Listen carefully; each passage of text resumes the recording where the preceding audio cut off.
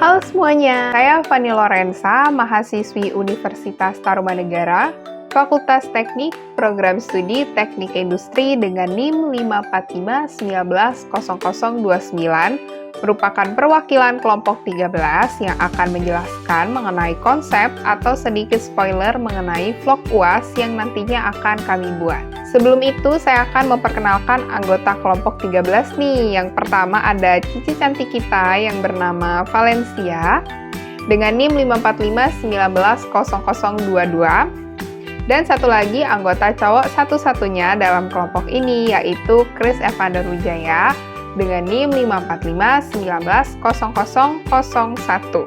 Nah, sekarang waktunya bagi saya untuk menjelaskan tentang info-info mengenai vlog yang nantinya akan kami buat. Pertama-tama kita bahas dari peran masing-masing anggota ya dalam pembuatan vlog nanti.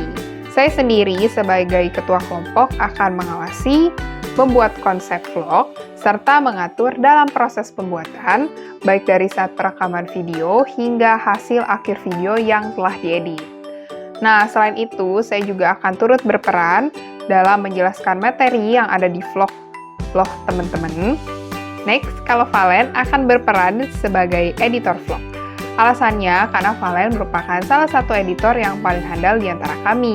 Yang terakhir, Chris akan bertugas untuk menyusun skrip vlog sehingga diharapkan hasil vlog nanti akan memberikan informasi yang maksimal dengan penyampaian yang menarik dan mudah dimengerti.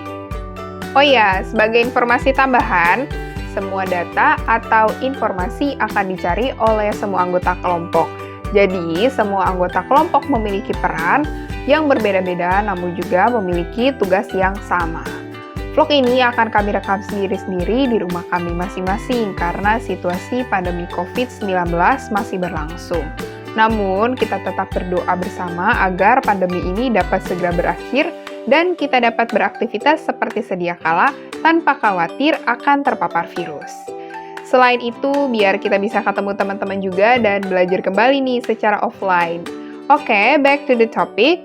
Vlog yang nantinya akan dibuat akan membahas mengenai teknologi otomatisasi pada bidang pertanian yang bernama greenhouse. Nah, pasti teman-teman penasaran kan, apa sih itu greenhouse? Apa rumahnya berwarna hijau, lantainya hijau, atapnya, atau dindingnya yang dicat hijau? Nah, jawabannya bisa kalian lihat di vlog selanjutnya ya. Nah, di vlog itu sendiri nantinya kami akan menjawab pertanyaan yang mungkin kalian pikirkan mengenai definisi, fungsi, before and after penggunaan teknologi tersebut, rancangan atau usulan otomatisasi, manfaat, serta konsekuensi penerapan otomatisasi, dan analisis dari aspek ekonomi serta teknologi dari greenhouse.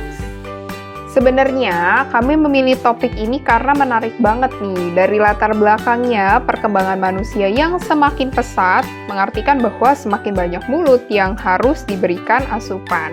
Nah, oleh karena itu, agrikultur yang ada harus terus berkembang, agar dapat berjalan selaras dengan perkembangan manusianya. Nah, agrikultur menurut Van Areston adalah salah satu kegiatan manusia untuk menghasilkan sesuatu dari berbagai jenis tumbuhan dan juga hewan peternakan. Nah, sektor agrikultur merupakan salah satu sektor yang sudah menggunakan perkembangan teknologi untuk mendapatkan hasil pangan yang maksimal. Nah, tidak jarang kita temui penggunaan teknologi di lapangan untuk membantu pekerjaan manusia. Salah satu contohnya adalah greenhouse. Greenhouse atau rumah kaca merupakan teknologi yang digunakan untuk menghasilkan tumbuhan atau pangan dengan memaksimalkan tanah yang ada dan mengontrol lingkungan dalam greenhouse untuk mendapatkan tumbuhan tersebut. Nah, nantinya juga akan dibahas mengenai bagaimana penerapan otomasi pada industri pertanian. Kemudian, mengapa diperlukan penerapan otomatisasi pada industri pertanian? Apa dampak sebelum dan sesudah penerapan otomasi pada industri pertanian? Serta apa keuntungan dan kekurangan otomasi pada industri pertanian? Nah, karena greenhouse ini banyak sekali manfaatnya, nanti juga akan dibahas kan sebelum otomasi dan sesudah otomasi dalam pertanian itu seperti apa. For your information, negara-negara dataran tinggi itu adalah negara yang jumlah rumah kacanya paling banyak. Nah, hal ini juga ada hubungannya dengan keprihatinan terkait dengan menjaga persediaan makanan yang layak. Sebagai contoh, Amerika, Spanyol, itu merupakan salah satu negara dengan rumah kaca terbesar di dunia ini, di mana besarnya bisa sampai lebih dari 50.000 hektar luasnya. Nah, berkebun di rumah kaca adalah salah satu hobi paling populer di negara-negara.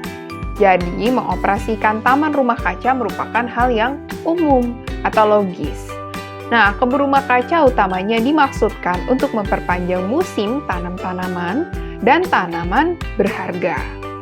Penggemar hortikultura juga harus antusias dengan rumah kaca karena memungkinkan mereka dapat menanam tanaman dan bunga sepanjang musim yang kemudian dapat dibawa ke rumah atau untuk dijual. Greenhouse atau rumah kaca sederhana dapat dibangun dengan harga yang murah atau mahal, dengan plastik atau kaca, dan terlihat menarik atau hanya sekadar bermanfaat. Setelah memilih lokasi yang bagus untuk tempat rumah kaca, Anda juga dapat membangunnya sendiri dengan memesan paket rumah kaca dari sejumlah produsen populer. Paket ini juga bisa dibuat dengan proyek do it yourself atau kita bisa buat sendiri dan bisa rumit atau sederhana, besar atau kecil atau yang seperti kita inginkan. Nah, itu tadi sekilas spoiler mengenai pengertian greenhouse dan manfaatnya biar kalian gak bingung-bingung dan terlalu penasaran nih dengan nanti videonya akan seperti apa. Nah, pastikan kalian untuk nonton ya video kami dan kami berharap dengan vlog ini kalian lebih memahami penerapan langsung dari berbagai otomatisasi yang telah terjadi di dunia kita saat ini.